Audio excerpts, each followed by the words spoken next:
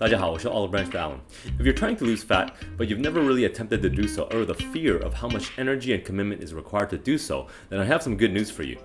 But if you've already made some decent headway into losing fat, then you may actually be frustrated at how hard it is to lose even more fat. Believe it or not, these two scenarios actually lie on the same journey of the progress path that I'll be explaining to you furthermore in this video that will actually help you to reach your goals faster without the frustration of going in circles. Here's a common belief that is unfortunately misleading.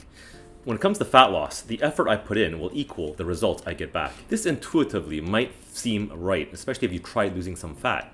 You might get on an exercise regime, you might start eating a bit better, you might actually start cutting out some carbs by the end of the month, you may actually see some results. Now this may go on for a few months, but like most people, you might eventually start to plateau and that progress screeches to a halt. Unfortunately, this framework isn't so simple, and what you need to understand is that the progress curve isn't linear, but instead it's logarithmic. In other words, it's the law of diminishing returns. So in the beginning stages, for someone who's trying to lose fat, they may make progress relatively fast and easily. However, as they transition from beginner to intermediate, they may actually find it increasingly harder to make that same amount of progress.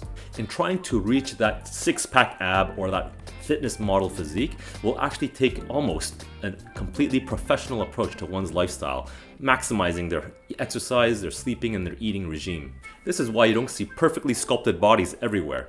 It's exactly the same reason why you don't see that many doctors and lawyers just everywhere. It takes exponentially more effort to get that. The reason is of three folds. The first one being that, let's just say you're consuming 3,000 calories per day and you're neither gaining nor losing weight, that's your equilibrium, but you cut 1,000 calories per day, okay?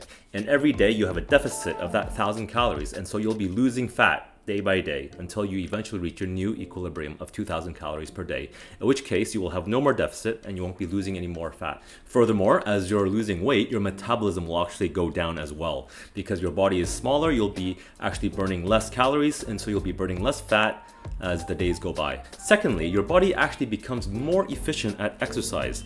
Thereby, you're actually burning less calories if you're doing the same exercise program. Thirdly, your exercise frequency and intensity may actually go down because you're actually consuming less energy inside your body. Not surprisingly, this progress curve also matches that of your health. And so there's actually a study cited by Dr. Peter Attia that shows that people who with very low fitness level, just moving up to below average fitness level, can actually reduce their all-cause mortality score by 50%. That's a lot of benefit for very little work.